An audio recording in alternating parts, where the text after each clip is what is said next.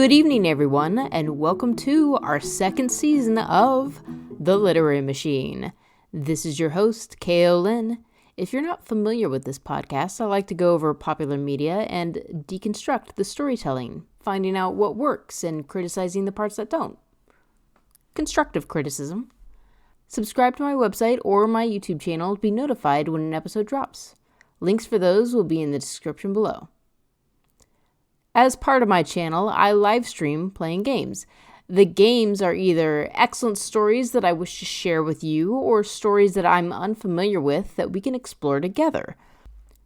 Right now, I'm streaming every Thursday. One of the games that caught my attention was the latest installment in the Final Fantasy series, number 16. During the live stream of this channel, I've talked about streaming most of the numbered Final Fantasies, 11 and 14 being the current exceptions, but I am happy to say that the first full Final Fantasy to be available to watch on my channel is Final Fantasy 16. You can go over to the channel and catch my live analysis, but understand that this podcast episode will be a more detailed and succinct version of that. Although I've currently only played 3 of the numbered Final Fantasy games, 10, 12, and now 16, does 10-2 count? I kind of don't think it does. I generally have a high opinion of the series. While I didn't enjoy 12 as much as 10, it was still a solid game with some interesting characters, entertaining gameplay, and a good story. So when I saw the first trailer for 16, I was very excited.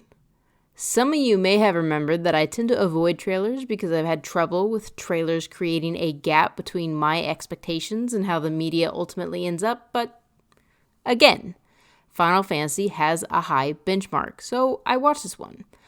I thought it was thrilling that certain people could turn into giant monsters, which also harkens back a bit to Final Fantasy X, which, again, is my favorite Final Fantasy. With every episode, I like to give a summary. Usually, I try to keep it brief, but this is a lengthy game, and there are many things I want to focus on, so this will be on the longer side. Spoilers ahead, you've been warned. Before the story begins, I want to make clear certain details. There are 8 dominants in total. The Phoenix, Ifrit, Bahamut, Rama, Shiva, Garuda, Titan, and Odin. Joshua is the Phoenix, Clive is Ifrit, Bahamut is Prince Dion, Rama is Sid, Jill is Shiva, Benedicta is Garuda, Hugo Kupka is Titan, and King Barnabas is Odin. Now, the game immediately starts with a bang. The Phoenix icon is battling with the Ifrit icon. Then there's a point where they clash, and it jumps to Clive Rossfield sitting in front of a fire. We learn that Clive is an enslaved mercenary of sorts, and he and his group have been sent to kill the Shiva icon. They prepare to leave. The scene changes to a council room in a castle with another set of characters. These people are arguing amongst each other because a battle is about to start on their doorstep. These people have beseeched the King of Waloed for their aid in the battle against the Ironblood. But this kingdom seeking aid, which is unnamed, has their own icon or dominant that can fight on their side. The King of Waloed decides not to offer his soldiers. So this unnamed kingdom's dominant, who is Hugo Kupka, decides to take the field. He leaves. Then the lady present in the meeting runs after him, and they have an intimate moment in the stairwell, clearly indicating that they're lovers. At some point during the chaos of the battle, Clive falls unconscious, and we get his backstory. As a teenager, Clive Rossfeld was in training to be his younger brother's shield, even though he was the firstborn. Apparently, inheritance laws are a bit different here, and Clive has less claim to the throne than his younger brother Joshua, and I can only assume it's because Joshua is the Phoenix dominant, which is inheritable in the Rossfeld line. Clive and Joshua's mother, Queen Annabelle, makes her appearance, and she's an unrepentant asshole. There are no shades of gray here. When given a choice, she makes the worst, least humane decision regarding humans. She even loathes her firstborn, likely because he's not the dominant. We also meet a girl named Jill, who is a friend to both Clive and Joshua and their wolf puppy, Torgal. They're important for later. The catalyst for the rest of the story is that Lord Rosfield is preparing for war, and he naturally takes his sons with him, even the 8-year-old Joshua, because he's the Phoenix dominant. Before Rosaria goes to war, the kings visit a place called Phoenix Gate to pray to their ancestors. However, someone betrays them, and the enemy attacks and starts slaughtering soldiers. We play as Joshua, and he's able to find his father and Clive. Lord Rosfield is brutally murdered in front of Joshua, which causes the boy to prime, and he turns into the Phoenix. Clive then sees a cloaked figure and suddenly starts having vicious headaches. Then another dominant joins the field, Ifrit. The game started with the Phoenix and Ifrit dominant fighting, and this is where we connect the two scenes and finish the fight. Ifrit kills the Phoenix. Queen Annabelle makes her appearance to make it clear that she was the traitor. She's dismayed that Joshua died in the fight, but you wouldn't know it with how casually she reprimands the men who did it. Then she sends Clive off to be enslaved.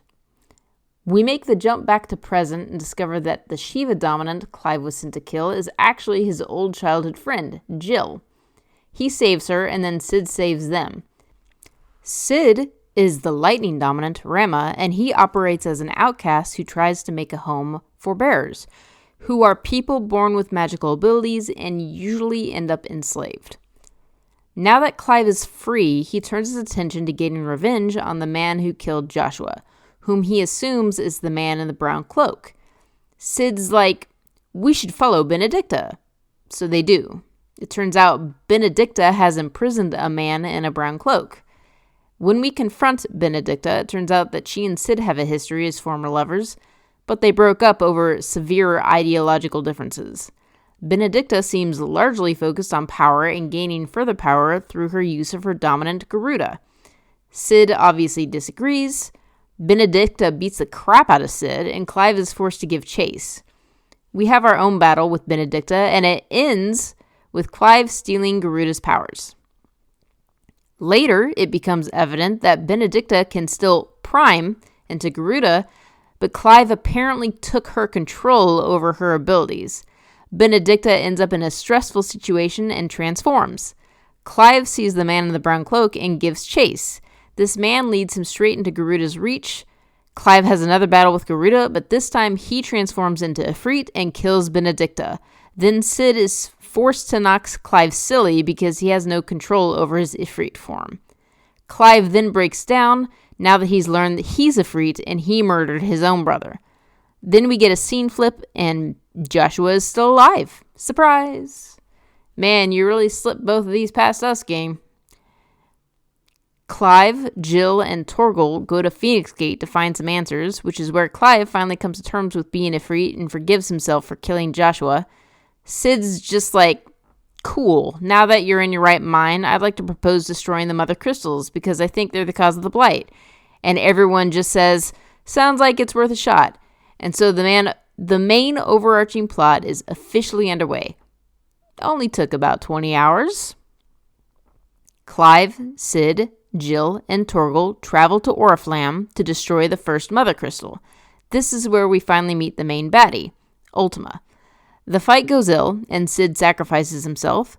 Joshua is legit like 60 seconds late to the main event, and he says to Ultima, I'm not going to let you take my brother's body as a vessel, so I'm taking you into me. And then the game ignores that little tidbit for about 40 more hours.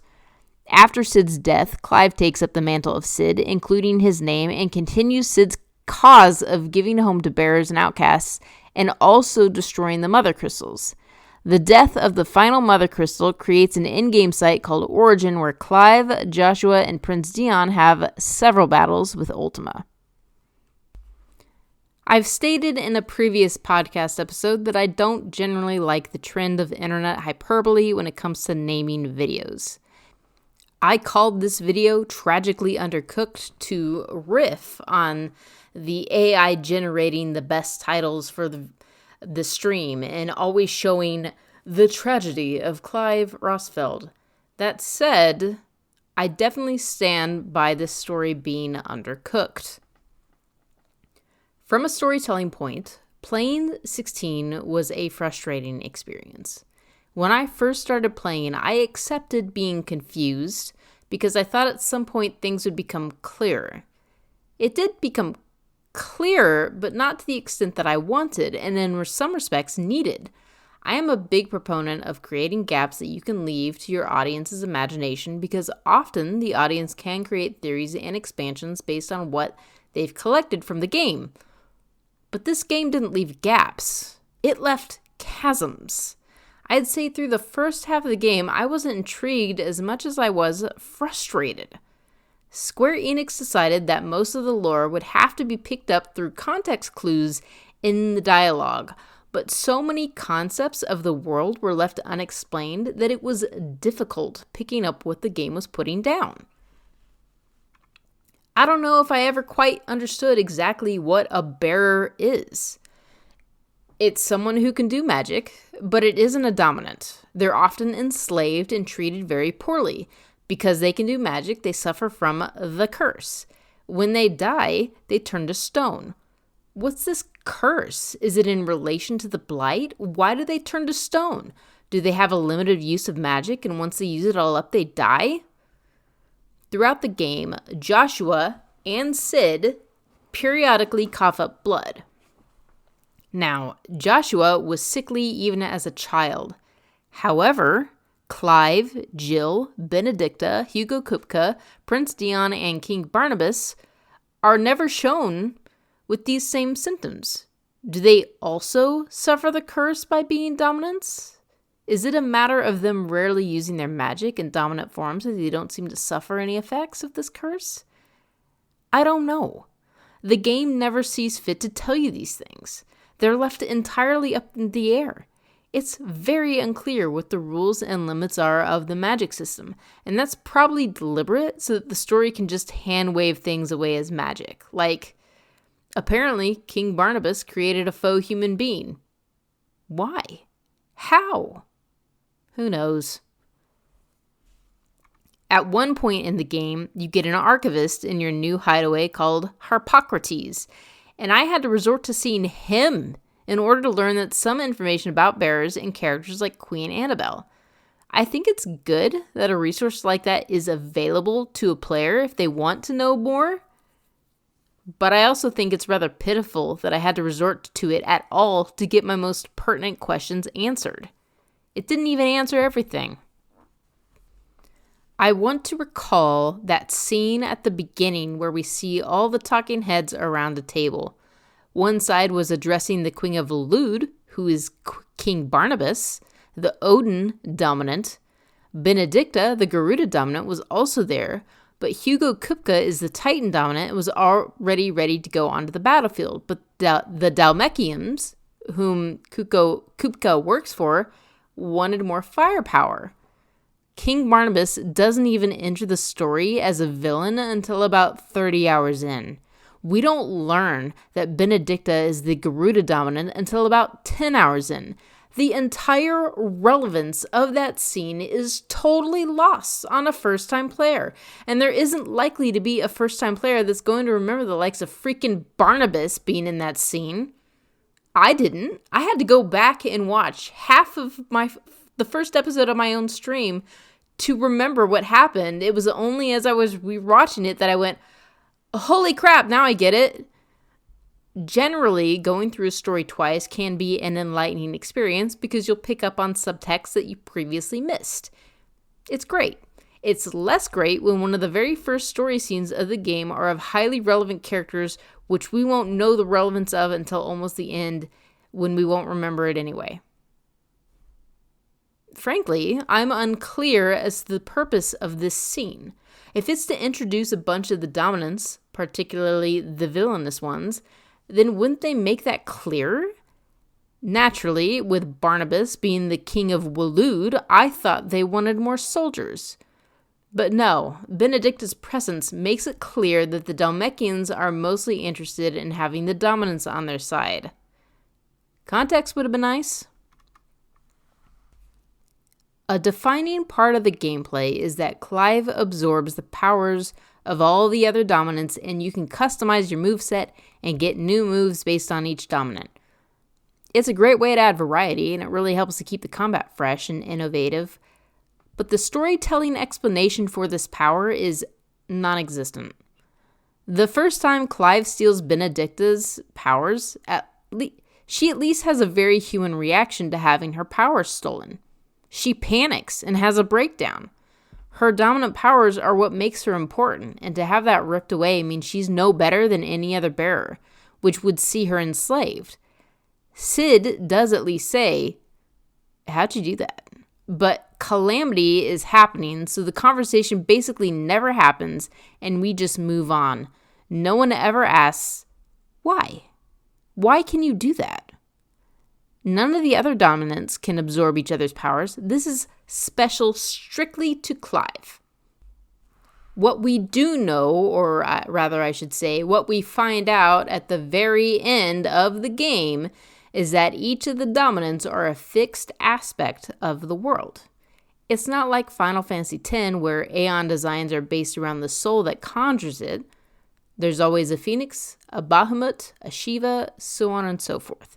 Clive being Ifrit is something like a once-in-a-millennia event.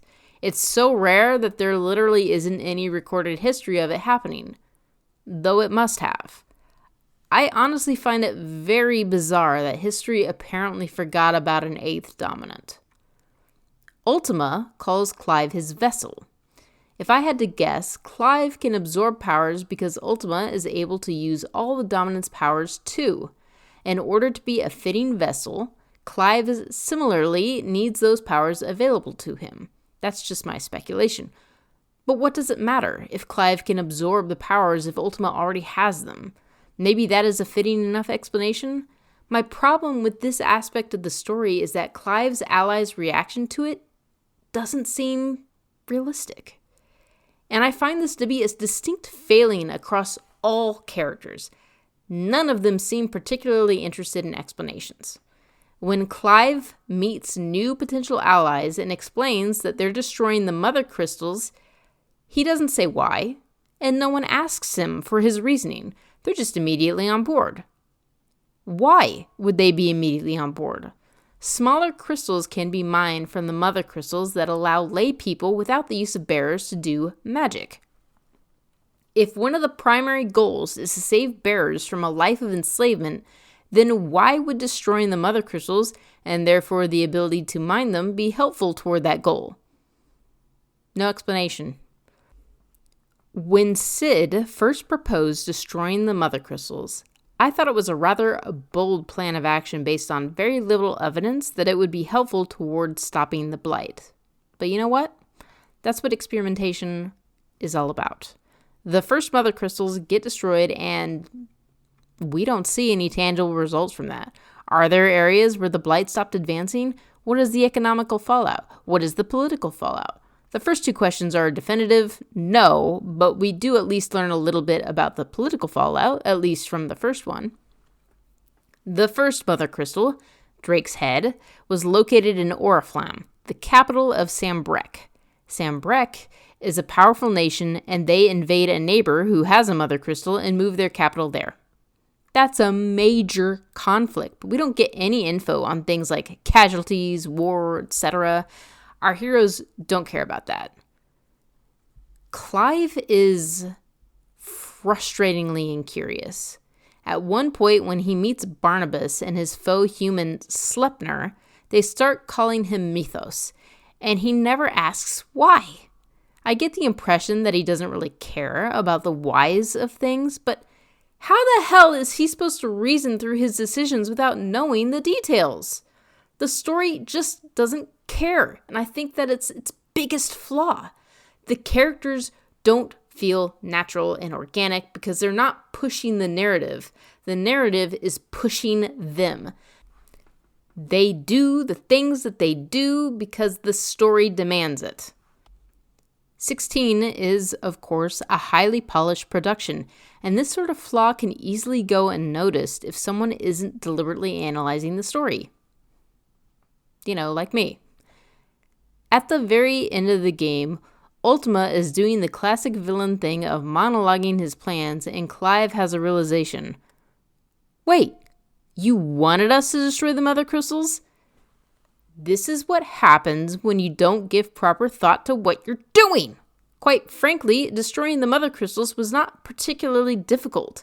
I didn't struggle in any of the fights leading up to any of them. Granted, I didn't struggle in the fight against Ultima, and I didn't do very many quests, so I wasn't leveled up to the gills. I mentioned in my Final Fantasy X podcast that one of the things I really liked about 10 was that the game is rife with intimate scenes between the characters. You really get a sense of their personality and overall group cohesion. It's one of the biggest reasons why 10 is remembered so fondly these days. There were very few such moments between characters in 16.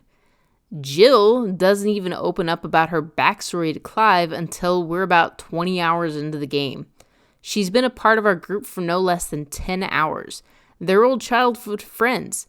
How did they not talk more on screen? We also don't know when Jill learned that she was Shiva's dominant. There's no mention made of it as kids. Did she find out later? What was her reaction?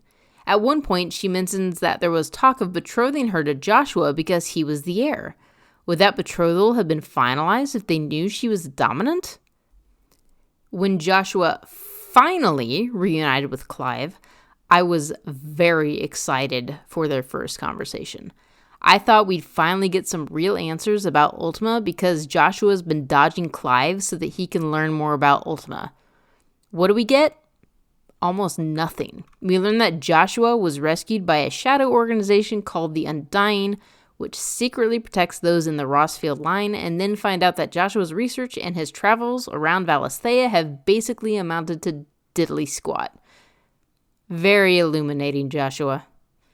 At the very least, Joshua doesn't commit the sin of being incurious, but it's very troubling that his answers are limited. We do finally get a few moments between Clive and Joshua at the end of the game because we spend the last 10 hours or so in each other's company. Some of these personal relationships are improved upon in quests.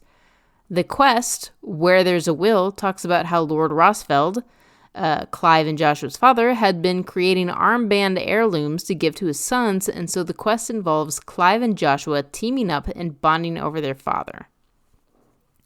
Then there's another quest called Priceless, which involves Clive and Joshua doing something special for Jill, which includes details about how, as kids, Clive and Jill broke from an entourage and tried to find a field of snow daisies. Then there are two quests, A Bone to Pick and More Than Words, which revolve around the hound Torgal. It's these sorts of things that I would have loved to see more of, but these quests only unlock around the endgame. Speaking of Torgal, I want to talk about this storyline. I have nothing against my super pup because he is a good pupper who is constantly by my, Clive's, side. I was very concerned that 16 would sacrifice him in the story, but apparently they learned the lesson about killing or not interacting with the dogs that Game of Thrones taught us. Jon Snow is a delinquent for not saying goodbye to Ghost. During a tense moment of the story, Torgal manifests magic powers. What? This wasn't hinted at anywhere up to this point. That's not necessarily a bad thing.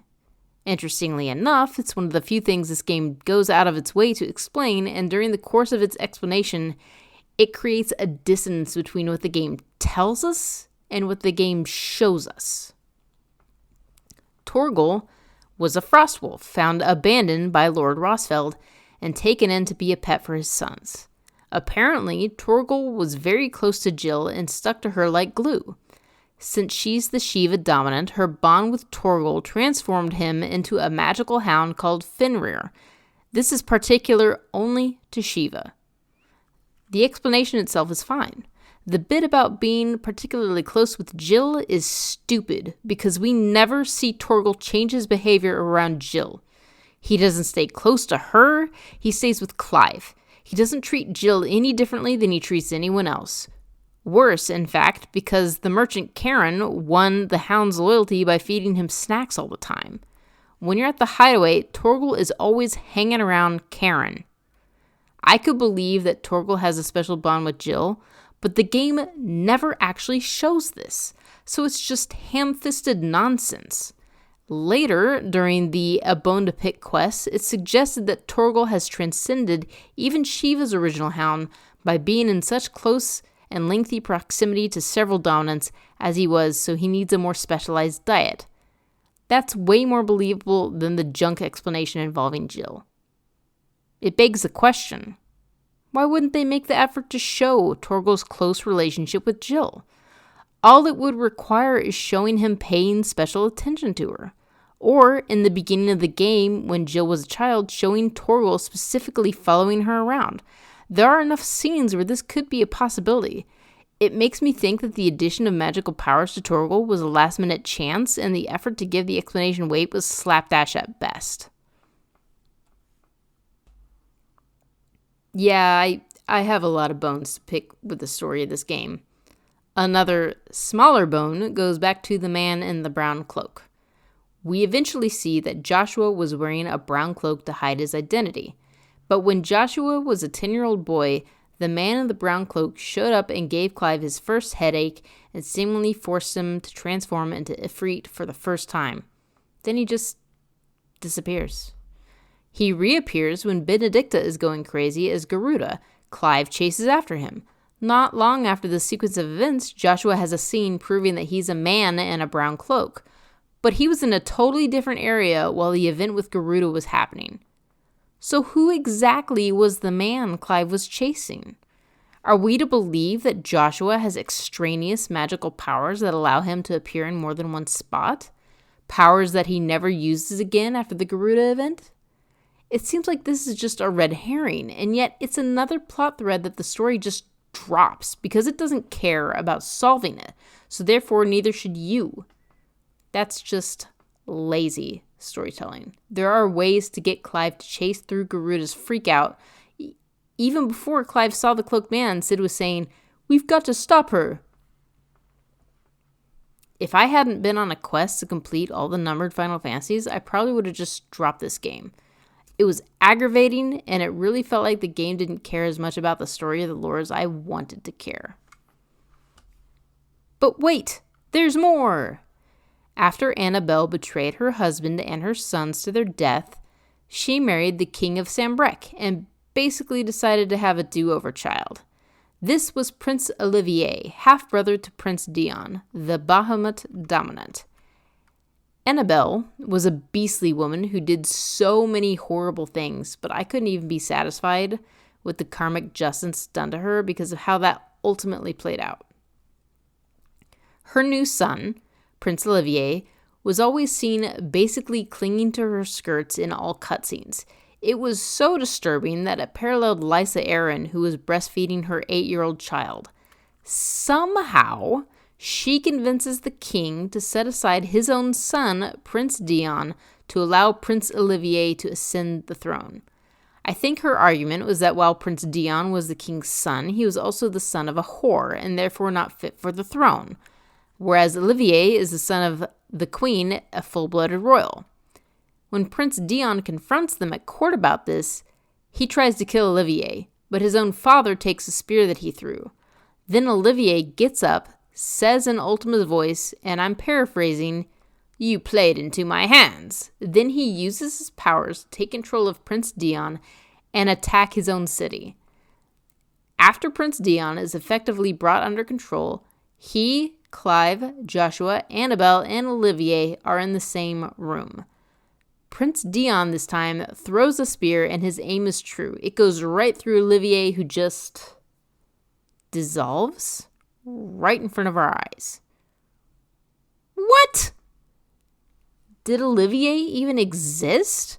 Or was he always a puppet of Ultima? Did Ultima possess Olivier, which killed him, and that's why his body disappeared? Why did all of this happen? Do you think the game answers any of these questions? If you do, you haven't been paying attention to this episode.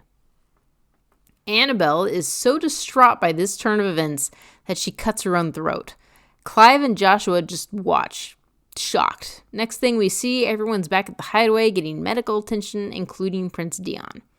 That's it. That's how that entire sequence of events wraps up. How is a major game company this incompetent with their storytelling? The ending isn't any better. Throughout the story, we reached what I considered major focal points where I thought, and here's where we get some answers. We never got them. So I don't know why I thought the ending would actually explain anything either. One of the few explicit bits of storytelling to come out of it is that Clive destroys magic, making the dominance extinct.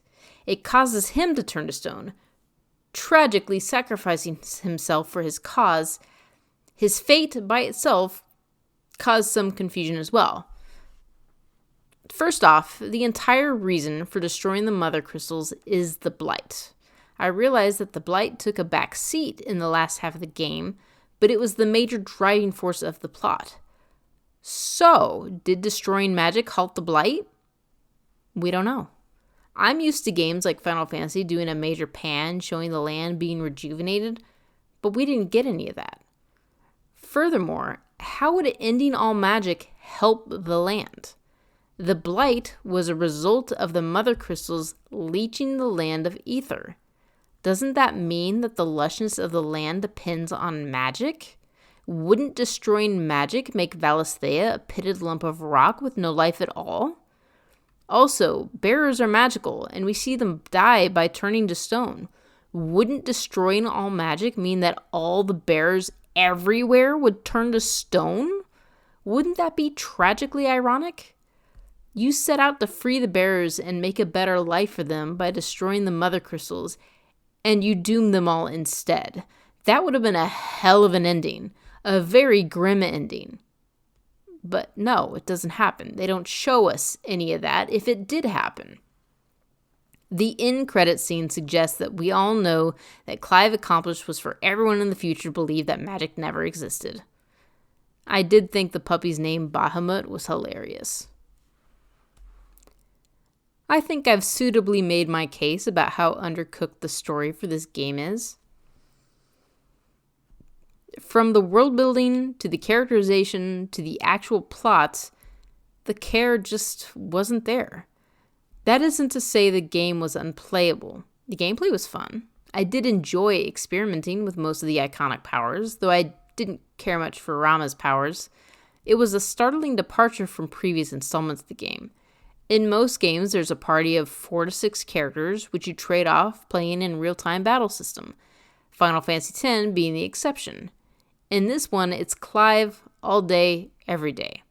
While Sid, Jill, Gav, and Joshua make intermittent appearances as party members, it isn't possible to play them. Torgal is virtually the only permanent party member. I thought this was an interesting way to do things and a pretty neat departure, but it didn't feel like a Final Fantasy game to me. I loved the cinematic fights between the iconic monsters. I think my favorite fight was probably Ifrit against Titan when he became like Ursula the Sea Witch with all the rock tentacles.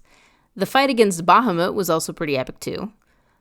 I will say that I was less enthused about the particle effects. During these cinematic fights, the sparkles and fire was so effusive that it filled the screen, and there were times when I wasn't even sure what was happening. In the final fight, it got so bright that it actually triggered a migraine. I get light and sensitive migraines, and I've never had a problem with a game until this one. So, those who get migraines, play with care. I like adult entertainment, and I was perfectly okay with the maturity level being raised.